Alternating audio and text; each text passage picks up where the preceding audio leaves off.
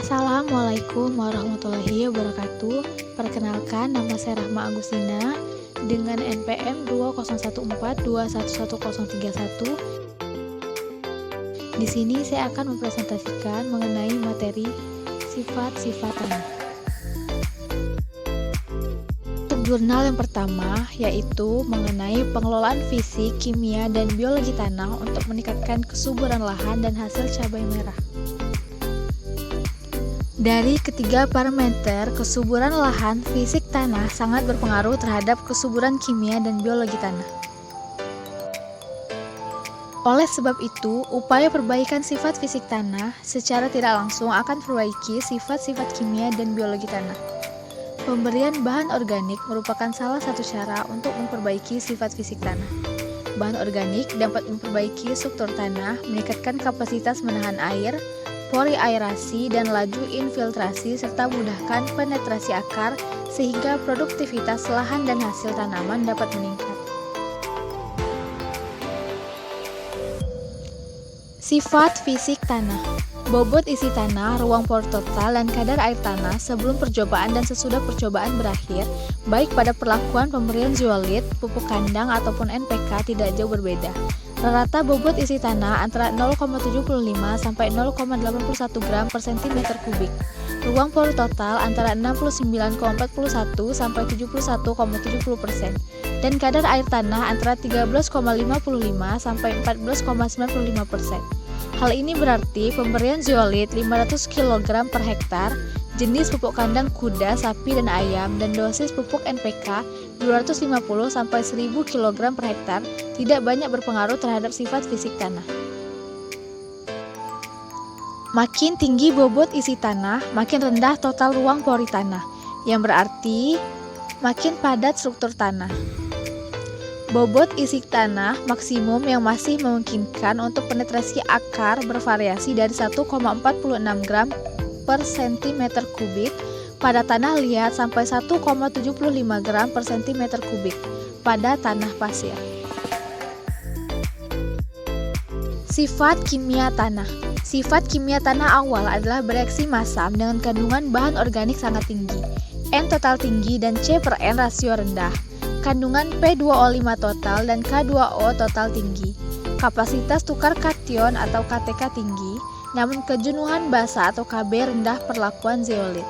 Macam pupuk kandang ataupun dosis pupuk NPK meninggalkan residu, C organik dan N total tanah yang relatif sama.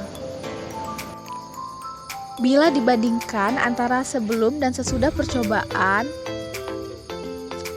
ternyata tidak terdapat perbedaan yang berarti dalam kandungan C organik dan N total tanah. Peningkatan P2O5 tanah paling tinggi terdapat pada perlakuan pupuk kandang ayam, sementara kandungan K2O tanah umumnya menurun setelah percobaan. Sifat biologi tanah. Pemberian zeolit menyebabkan kandungan mikroba Bacillus sp bertambah, tetapi kandungan mikroba Azotobacter berkurang. Kandungan Bacillus sp pada pupuk kandang sapi dan pupuk kandang ayam lebih rendah daripada pupuk kandang kuda, sedangkan kandungan mikroba Azotobacter pada pemberian NPK dengan dosis tinggi 1000 kg per hektar lebih sedikit daripada dengan dosis yang rendah 250 kg per hektar. Hal ini berarti pemberian dosis NPK yang tinggi dapat menekan perkembangan mikroba berguna.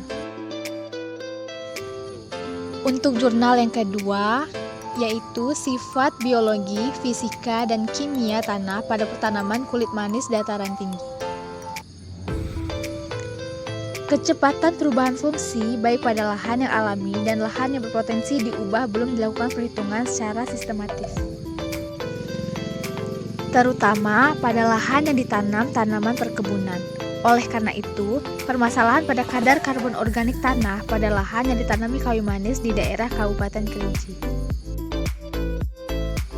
Karakteristik sifat-sifat biologi, kimia, dan fisika. Sifat biologi tanah. Hasil pengamatan sampel tanah diperoleh berbagai mikroba rhizosfer yang hidup di sekitar akar tanaman kayu manis. Hasil isolasi mikroba rhizosfer pada tanah sampel didapatkan cendawan, Aspergillus spp, Rhizopus spp, Trichoderma sp, Penicillium sp. Isolasi dilakukan pada beberapa konsentrasi pengenceran. 3 ulangan dan dilakukan 3 kali pengulangan isolasi. Didapatkan cendawan rhizosfer yang tidak begitu beragam. Hasil isolasi didominasi Aspergillus spp.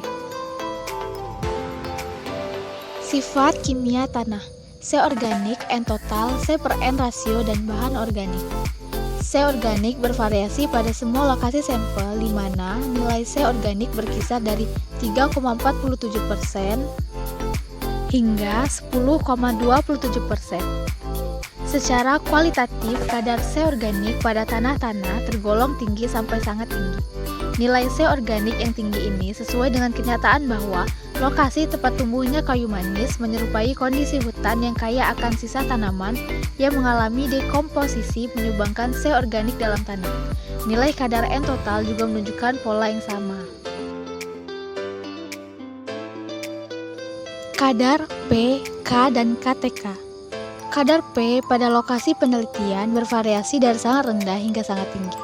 Kondisi ini menunjukkan adanya variasi kandungan P yang diduga akibat kadar bahan organik tanah yang juga bervariasi pada lokasi penelitian. Kation-kation basa yang banyak diukur dalam kompleks jerapan adalah K. Nilai kapasitas tukar kation atau KTK tanah-tanah dari wilayah pengamatan secara umum tergolong tinggi hingga sangat tinggi. Nilai KTK sangat dipengaruhi oleh koloid dalam tanah, baik koloid organik seperti humus, serta koloid anorganik seperti mineraliat. Nilai pH H2O. Kadar kemasaman tanah dinyatakan dengan nilai pH tanah. Hal ini berhubungan erat dengan kadar H dalam larutan tanah. Nilai pH tanah berkaitan dengan jerapan beberapa unsur beracun yang terlarut dalam tanah, seperti aluminium dan besi. Untuk tanah-tanah pada lokasi penelitian, pH tanah umumnya tergolong masam hingga agak masam berkisar dari 5,87 hingga 6,39. Nilai pH ini sesuai dengan kondisi tanah lokasi penelitian yang tergolong tanah order andosol yang memang tanah yang tergolong agak masam.